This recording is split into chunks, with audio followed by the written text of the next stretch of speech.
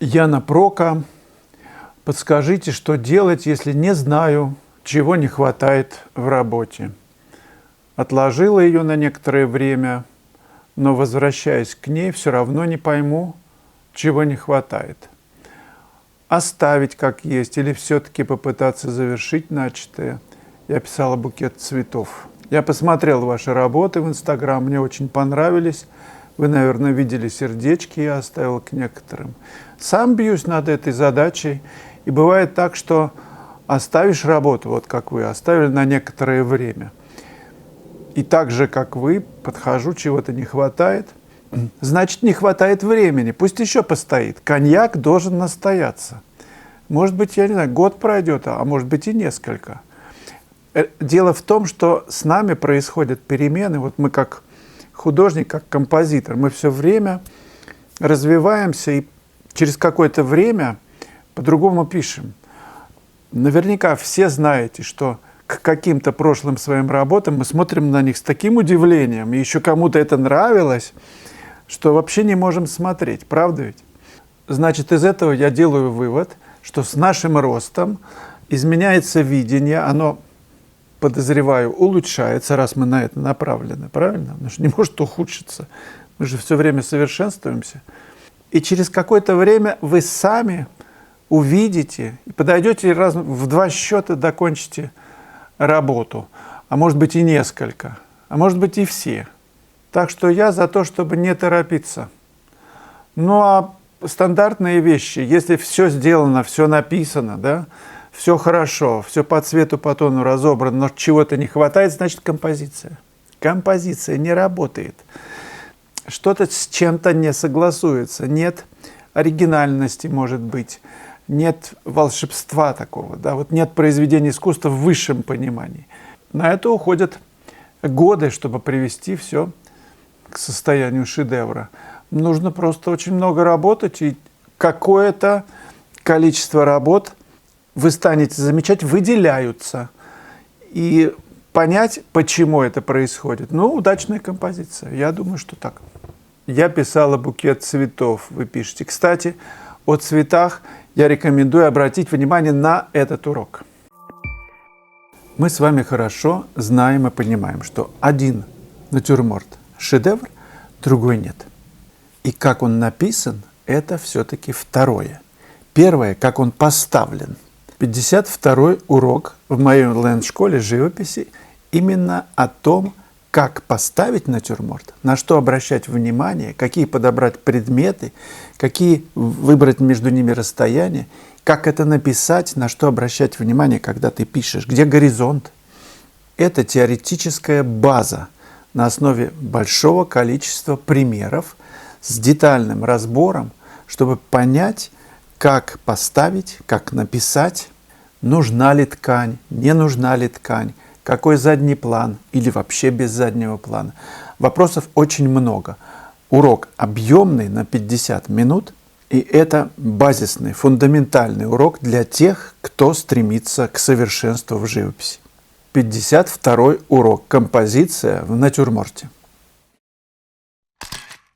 Лена Мацкив-Слава, скажи, пожалуйста, а чем Мане покрывал картины? На них есть очень характерный легкий блеск. Очень деликатный, ненавязчивый. Может, он какие-то особое масло использовал. Много раз наблюдала и всегда восхищалась этим легким свечением. Но, Лена, мне кажется, все дело не в лаке, которым покрывали картины. Ну, я думаю, импрессионисты, большинство. Ну, по крайней мере, смотришь, некоторые работы у него, кстати, матовые.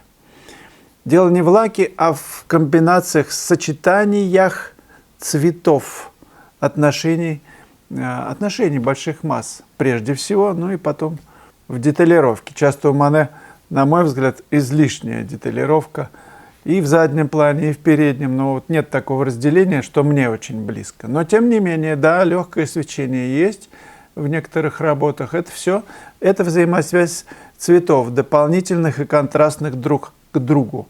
Попробуйте на это обратить внимание. И в каждой работе, если есть такая возможность, бывает, что нету.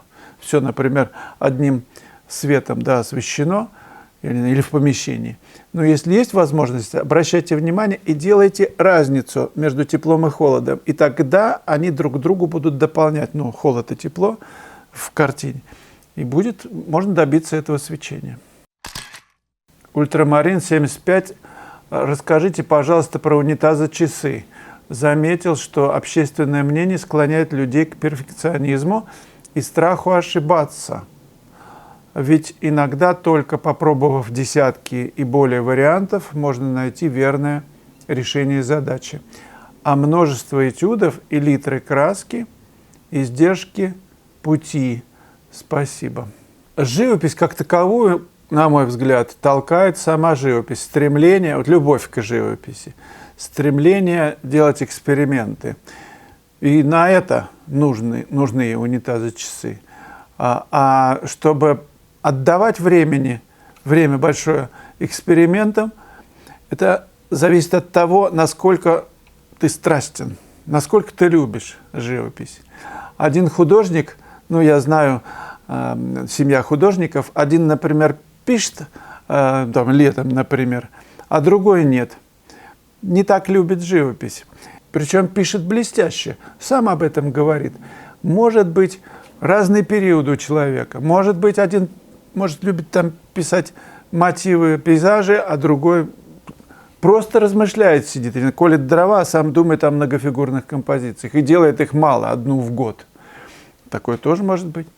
Общественное мнение склоняет людей к перфекционизму. Не только общественное мнение.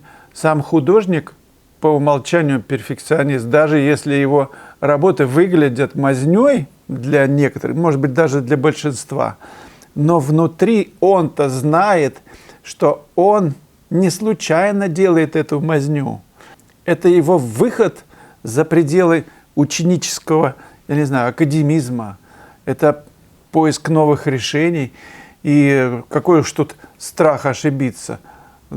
Для многих, для большинства, то, что творил там Ван Гог или Рембрандт, они считали, что это ошибка. Но только художник, никто другой знает настоящую цену своим работам, своим открытиям. Коровин уехал во Францию, как он писал, да? Его картины там не покупали. Почему он затеял книжку писать? Не покупали работы. Я не знаю тому причины, может быть, из-за того, что они заточены, французы, на свою живопись, и вот такой вот новый русский живописец для них был совсем не интересен. Но, тем не менее, это факт. И мы прекрасно знаем, что картина-то его в лучших музеях мира сейчас. Перфекционист он. Думаю, еще какой. Всем бы быть таким. Так что общественное мнение не должно, мне кажется, на нас влиять вообще никак. Что-то внутри нас, какой-то звоночек там динькает, ёкает что-то, когда у нас получается, и мы знаем, что это. Хотя все вокруг говорят вообще вот так, пальцем у виска.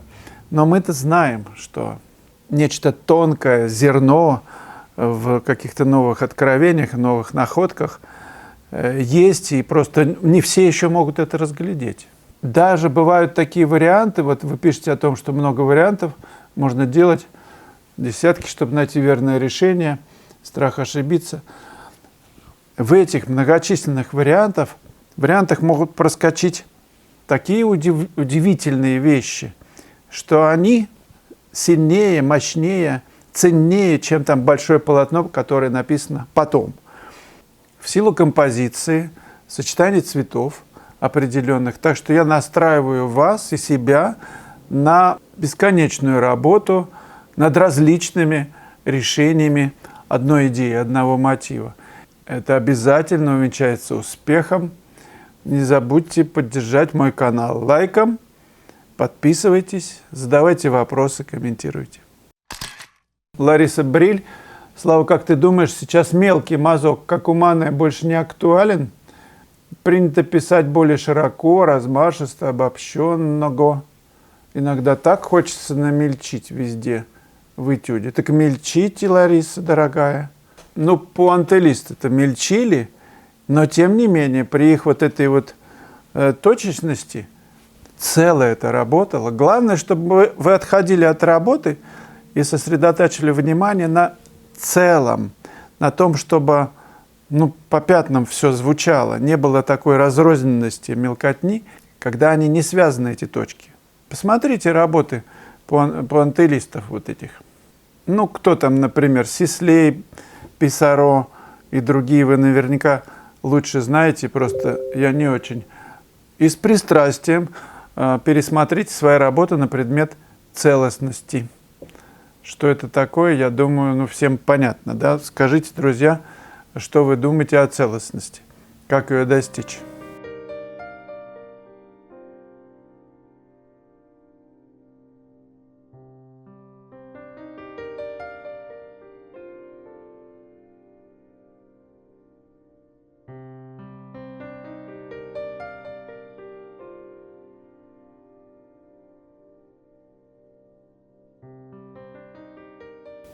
И, кстати, о целостности.